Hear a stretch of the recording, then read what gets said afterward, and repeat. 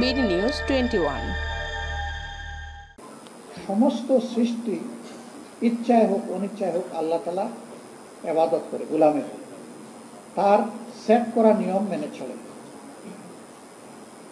এই দুনিয়ার ইতিহাস হাজারো বছরের, কিন্তু কোথাও কেউ দাবি করে না যে আগে সূর্য উঠত পূর্ব দিকে, এখন উঠে উত্তর দিকে, এটা কেউ দাবি করে না। সূর্য তার অবস্থান পরিবর্তন করতে পারে না, কারণ এটি আল্লাহ তাআলা তাকে সেট করে দিয়েছেন যে যতদিন দুনিয়া থাকবে ততদিন তাকে ওই দিকেই উঠতে হবে এবং ওই দিকে পড়তে হবে। তবে শেষ দিনটা তার উত্থানটা হবে ভিন্ন দিক থেকে, উল্টা দিক থেকে। সেটা ওই দিন শেষ হয়ে দিন, সেই দিন হবে ভয়াবহ দিন। আল্লাহ তাআলা সেই ভয়াবহ দিনকে উপলব্ধি করে মানব জাতিকে সঠিক পথে চলার তৌফিক দান করুন।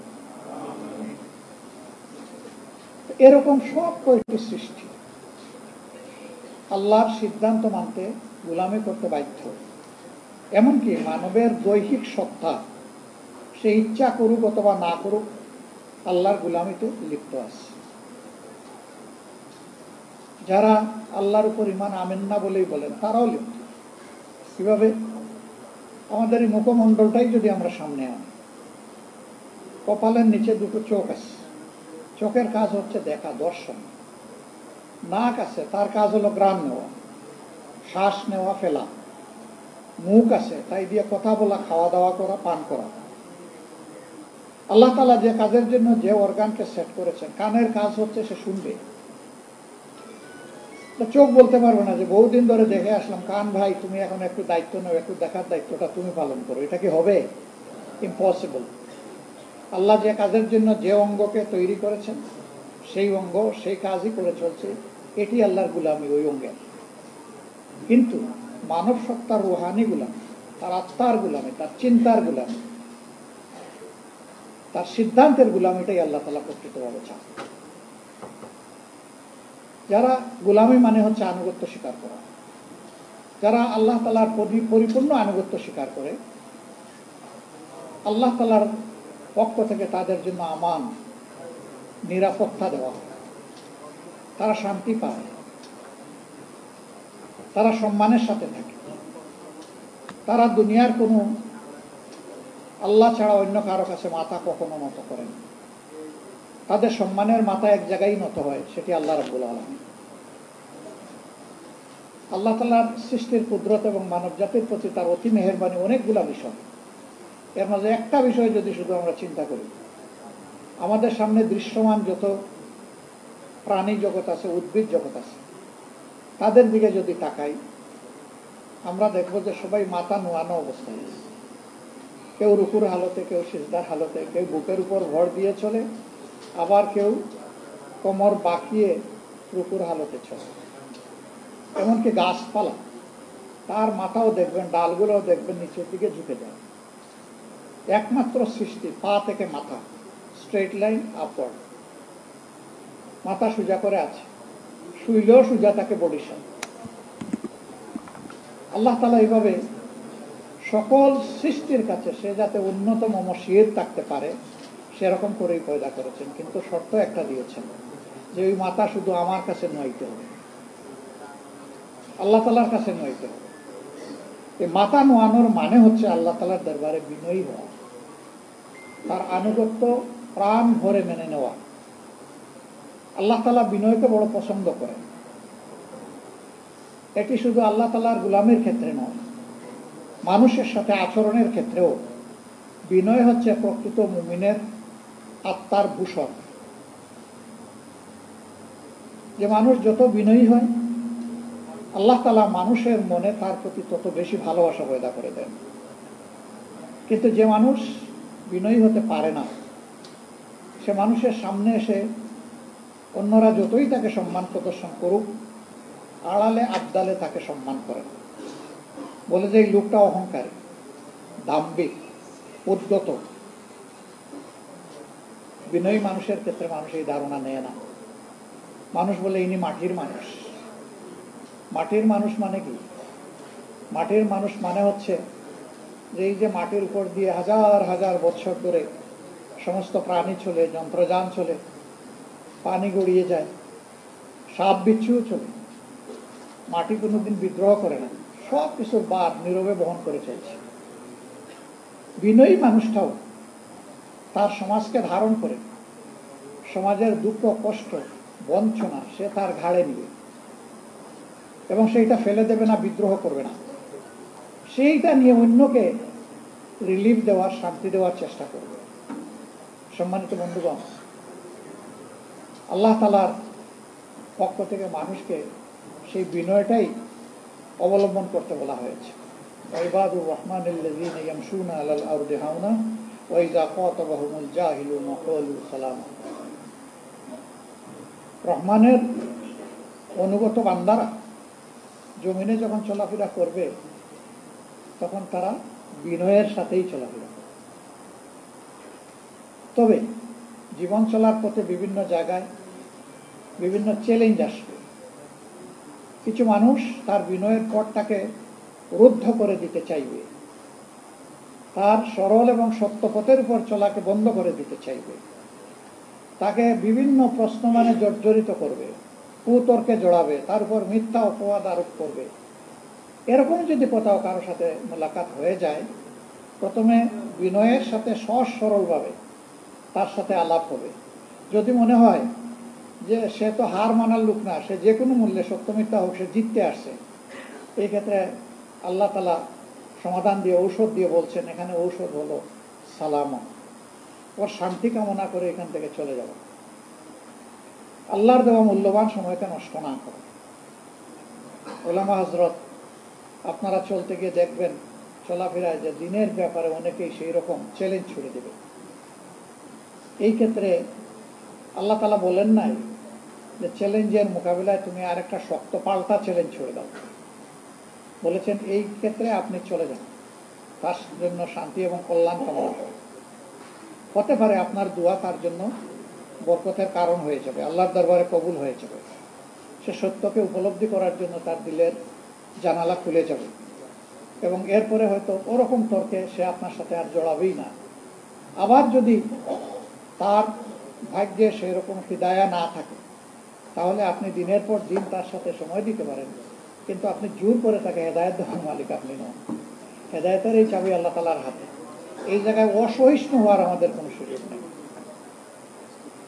যখন কোনো জাতি সংকটে পড়ে, তখন সেই জাতিকে, ওই জাতির আলেম বা শিক্ষিত লোকদের দায়িত্ব হচ্ছে তারা পথ দেখাবেন, তারা হবেন জাতির রাহবার।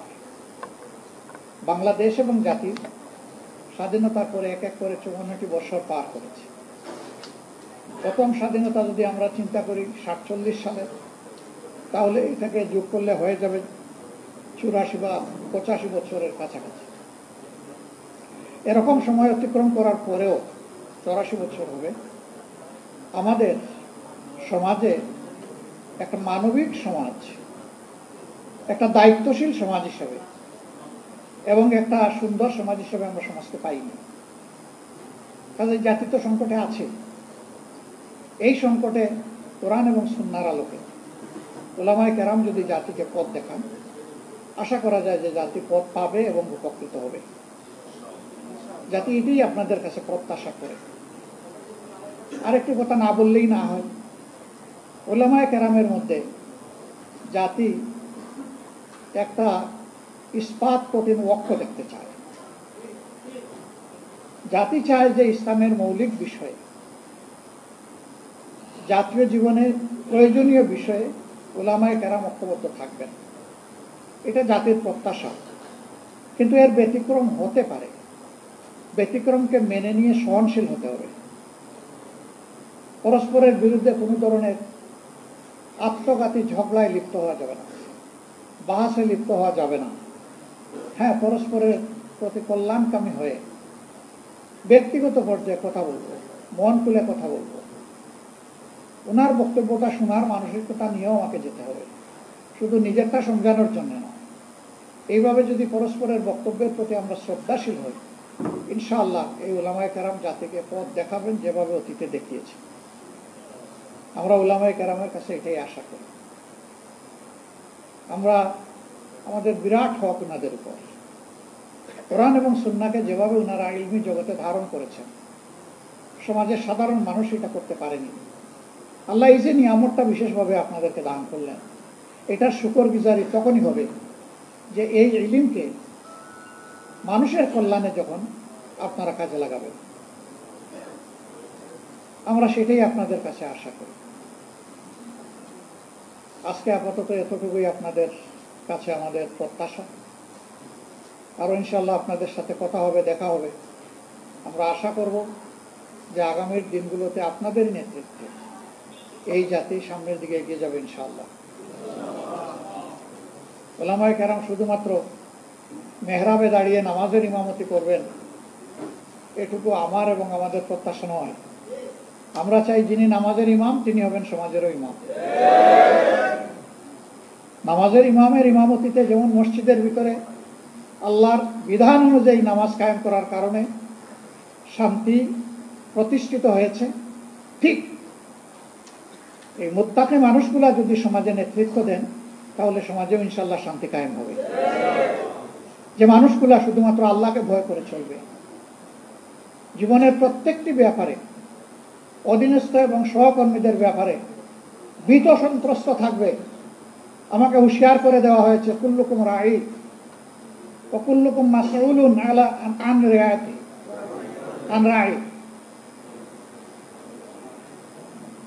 তোমরা সকলেই দায়িত্বশীল এবং তোমাদেরকে অবশ্যই আল্লাহ তাআলা কিয়ামতের দিন জিজ্ঞাসা করবেন তোমাদের অধীনস্থদের ব্যাপারে। যার দায়িত্ব যত বড় সমাজে, তার জিজ্ঞাসাও হবে তত গভীর। এই ভয় যখন একজন মানুষের অন্তরে থাকবে, একজন ওয়ার্ড মেম্বার থেকে শুরু করে পার্লামেন্ট মেম্বার পর্যন্ত, এই চরিত্রের মানুষ যদি দেশের নেতৃত্বে আসেন তাহলে আলহামদুলিল্লাহ আমরা যে মানবিক সমাজ আশা করি সেই সমাজ প্রতিষ্ঠিত হওয়া সম্ভব। এর বাইরে গিয়ে জ্ঞান, বিজ্ঞান, দুনিয়াবী যোগ্যতায় পারদর্শী দক্ষ লোকেরা সমাজ পরিচালনা করলে এবং তাদের অন্তরে সেই জবাবদিহির ভয় না থাকলে কি হয় তা তো আমরা দেখছি, নতুন করে তো দেখার কিছু নেই। আমার বলতে কোনো দ্বিধা নেই, শিক্ষিত সমাজের সকলে নয়, কিন্তু শিক্ষিত সমাজের একটা অংশের মানুষ যে ক্ষতি জাতির করে, সারা সাধারণ দেশবাসী কোটি কোটি মিলেও সেই ক্ষতি জাতির করতে পারে না, এই যোগ্যতা তাদের নাই। কলমের কুচায় একজন মানুষের জাতির কিসমত যেভাবে ধসে পড়ে, 1 কোটি মানুষ একত্রিত হয়েও সেই ক্ষতিটা করতে পারবে। এই ক্ষেত্রে উলামায়ে কেরামের বিশেষ দায়িত্ব রয়েছে জাতিকে জাগ্রত করা, সতর্ক করা। আপনারা সেই খেদমত আঞ্জাম দিবেন আমরা আপনাদের কাছে আশা। কোরআনের আলোকে কোরআনের গল্পই মানুষের জন্য যথেষ্ট। এখানে আহসানুল কাসাস আছে, সুন্দর সুন্দর জীবন ঘনিষ্ঠ গল্প আছে। এই গল্পগুলো মানব জাতির জন্য আল্লাহর পক্ষ থেকে নিয়ামত হিসাবে উপহার। যে এইরকমই অতীতে মানুষগুলোর সাথে আল্লাহ তাআলা হয় তার রহমত বর্ষণ করে সাহায্য করেছেন, অথবা তাদের দুর্বৃত্তপনার কারণে আল্লাহ তাআলা তাদেরকে শায়েস্তা করেছেন। এটি যথেষ্ট, এর বাইরে আর কোনো গল্প আমাদের আনার প্রয়োজন নেই। এটি যথেষ্ট। সারা জিন্দেগি এই গল্পগুলো বললেও ওই গল্পের যে হাকিকত এটা আমরা শেষ করতে পারবো না উপলব্ধি। এটা একটা কন্টিনিউয়াস প্রসেস। আল্লাহ তাআলা আমাদেরকে তাওফিক দান করুন।